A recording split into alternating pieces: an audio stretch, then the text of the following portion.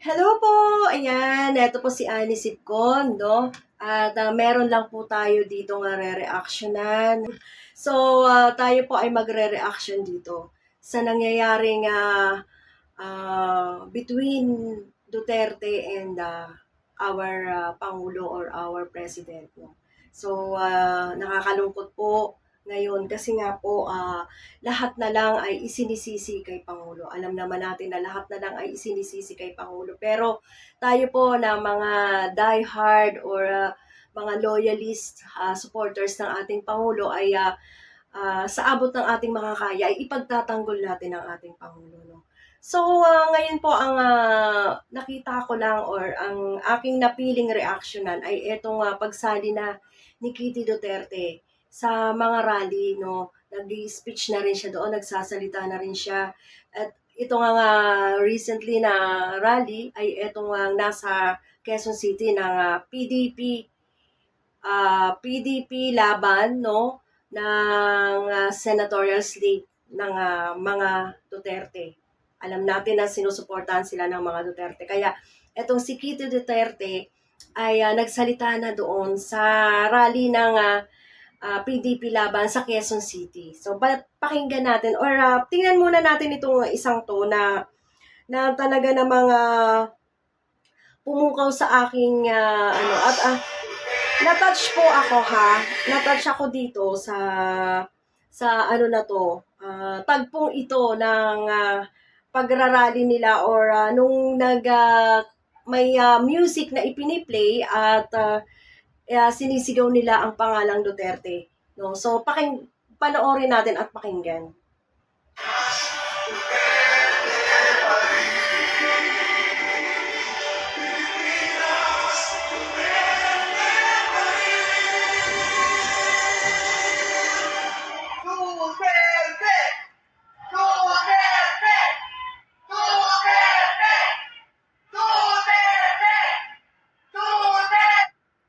So, ayan, no, nakita nyo, emotional si Kitty Duterte. Siguro miss na miss niya na yung kanyang tatay. Siyempre naman po, kahit sino naman po lalo na bunso siya at nababalitaan natin na sobrang close siya sa kanyang ama, di ba?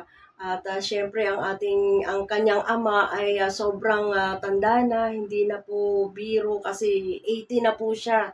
Kung mga 70 lang, medyo bata pa yun, pero 80 na siya Hindi na siya pwedeng nandoon Pero wala tayong magagawa. Dapat talaga iserve sa kanya yung batas at yung kasalanan, iserve niya yung sentence or kasalanan na ginawa niya, dapat niya pong pagbayaran ito. Wala na tayong magagawa doon. Ang tanging gagawin lang natin sana doon, Kitty Duterte, ay magdasal tayo. Alright, hindi na tayo maninisi, hindi na tayo magsasalita ng masasakit sana or masasama sana sa ating administration. Pero hindi guys yung speech niya ay nakakainis din. Dahil puro patama, puro salungat, puro may twist ang kanyang mga sinasabi, puro hindi akma doon sa ginawang paghuhuli or aaresto sa kanyang ama. So pakinggan natin yung speech niya. Slight lang to, no? Or hindi slight. Maliit lang. Maliit. Saglit lang to. Noong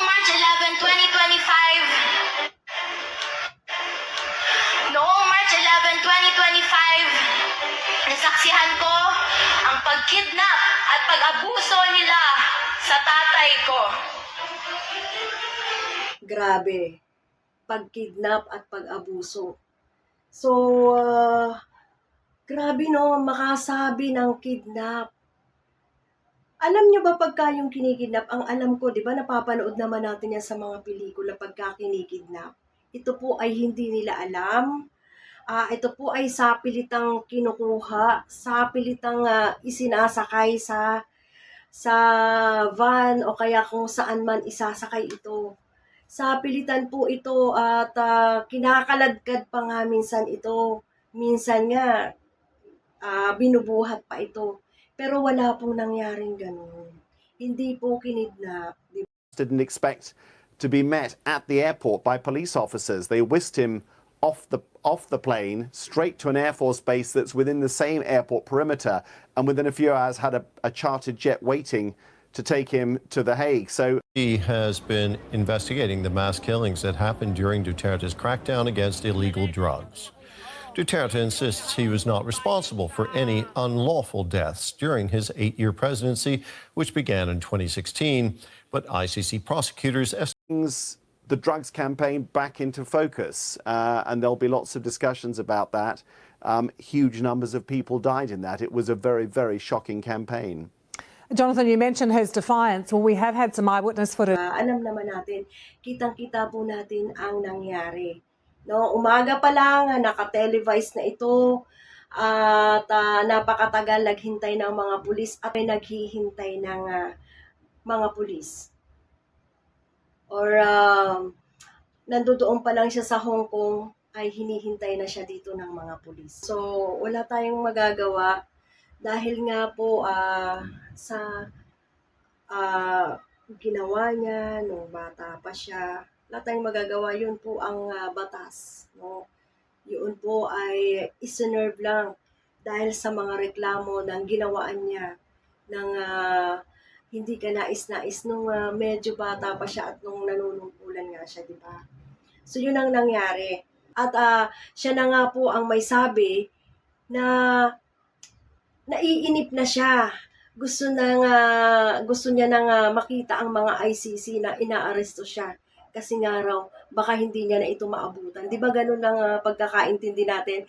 Narinig natin yan lahat sa kanyang bunganga. Di ba? So, eto na. Iserve sa kanya yung warrant of arrest. No?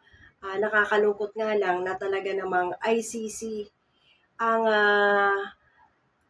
kumuha sa kanya. No? So, ipinaliwanag na rin yan ng Pangulo na talagang nakipagtulungan lang siya sa Interpol at yun nga ang nangyari. So, hindi po siya pinilit, hindi siya kinidnap. Bakit ganun ang salita? No? So, tayo na mga nag-iisip, bakit ito sinasabi ni Kitty Duterte? So, ibig sabihin, bitter na bitter pa rin siya sa ating Pangulo or sa ating pamahalaan. No? Dahil alam naman natin na kahit paano ay may kinalaman dito ang Pangulo. So, yun ang pagkakaintindi ko. Hindi maganda yung salita niyang kinidnap ang kanyang tatay, no? Korupsyon at kahirapan ang pagtuunan ng pansin ng pamahalaang ito. Inuuna nila ang pagsira sa pamilya ko at sa lahat ng kalyado nito. Ayun o, ang galing no. Dapat daw yung mga krimen, mga ibang aspeto ng problema ng ating bansa ang unahin, inuuna pa raw yung pagsira sa pamilya nila. Hindi naman po sinisira, itinatama lang, pasalamat nga po sila. Dahil yung tatay niya ay may chance na makapagsisi ito, hingi ng tawad ito sa ating mahal na Panginoon. No? May chance ito na